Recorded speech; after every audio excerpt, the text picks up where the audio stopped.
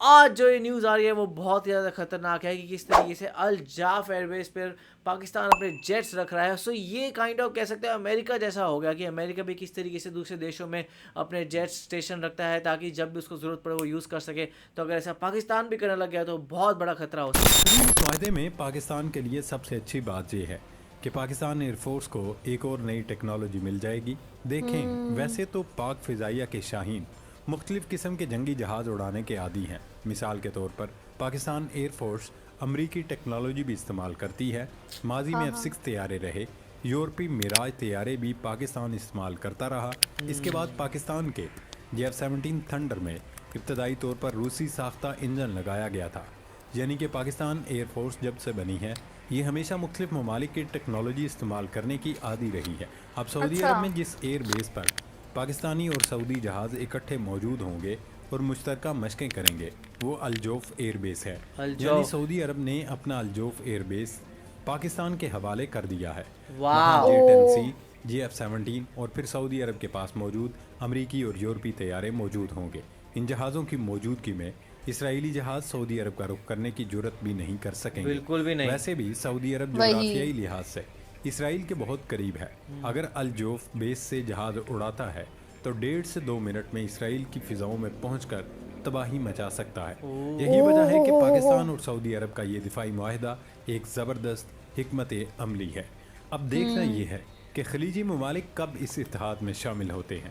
اگر یہ سب اکٹھے ہو گئے تو پھر ان کو شکست دینا کسی کے بس میں نہیں ہوگا. ناظرین, اب بات کرتے ہیں بھارتی ایئر چیف AP سنگھ کی, جنہوں نے آپریشن سندور نہ صرف ختم کرنے کا اعلان کیا ہے بلکہ نرالی منطق اور جواز تراشتے ہوئے کہا دنیا کو انڈیا کو دیکھ کر یہ سیکھنا چاہیے کہ جنگ انا کی تسکین کے لیے نہیں بلکہ مقاصد کے حصول کے لیے لڑی جاتی ہے.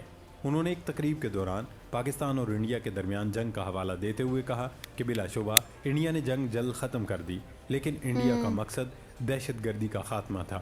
مخصوص ٹھکانوں پر حملے کر کے اسے حاصل کر لیا گیا.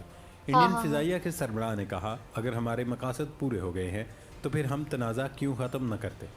انہوں نے کہا کسی جنگ کی بہت زیادہ معاشی قیمت ہوتی ہے اور طویل جنگیں اگلی تیاریوں کو بھی متاثر کرتی ہیں. اب بھارتی ایئر فورس چیف موصوف نے یہ بتانے کی زحمت گوارا نہیں کی کہ انہوں نے پاکستان پر میزائل حملے کر کے کون سے دہشت گردوں کو مارا تھا.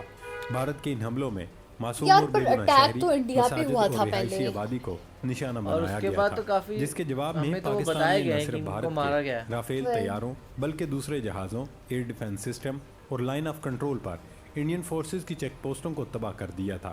پاکستان کا جواب اس قدر مؤثر اور مہلک تھا جس نے پوری دنیا کو ہلا کر رکھ دیا. پھر جب پاکستان نے آپریشن سندور کے جواب میں آپریشن بنیان المرصوص لانچ کیا اور بھارت کے چپے چپے پر میزائل حملے کیے تو انڈینز کے ہاتھ پیر پھول گئے اور انہوں نے فوری طور پر امریکہ سے جنگ بندی کرانے کی درخواست کی. چنانچہ امریکی صدر ٹرمپ کی مداخلت کے بعد جنگ بندی ہوئی. لیکن اب بھارت اپنی شکست کو اپنے نئے بیانیے میں لپیٹ کر اپنی عوام کو مطمئن کرنے کی ناکام کوشش کر رہا ہے.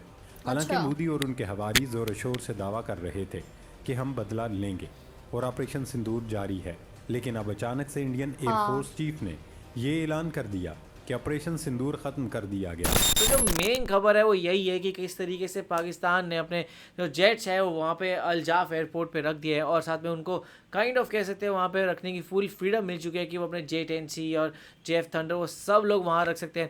تو اس سے کہیں نہ کہیں ایک جو اسلامک نیٹو کی بات چل رہی تھی نا وہ بہت اسٹرانگ ہوگی سیریسلی. اور یہی نہیں ہوا ہے بلکہ جو سعودی عرب ہے نا اس نے مطلب کہ وہ بول رہا ہے کہ وہ شاید J-10C یا J-17 لے سکتا ہے پاکستان سے. تو یہ بھی چیز ہے اور اس سے ہمیں یہ بھی پتہ لگا کہ کیسے جو انڈیا کے ایئر چیف انہوں نے بولا ہے کہ جو مطلب کہ سندور ہے جو وہ ختم ہو چکا ہے, اب آگے کنٹینیو ہوگا.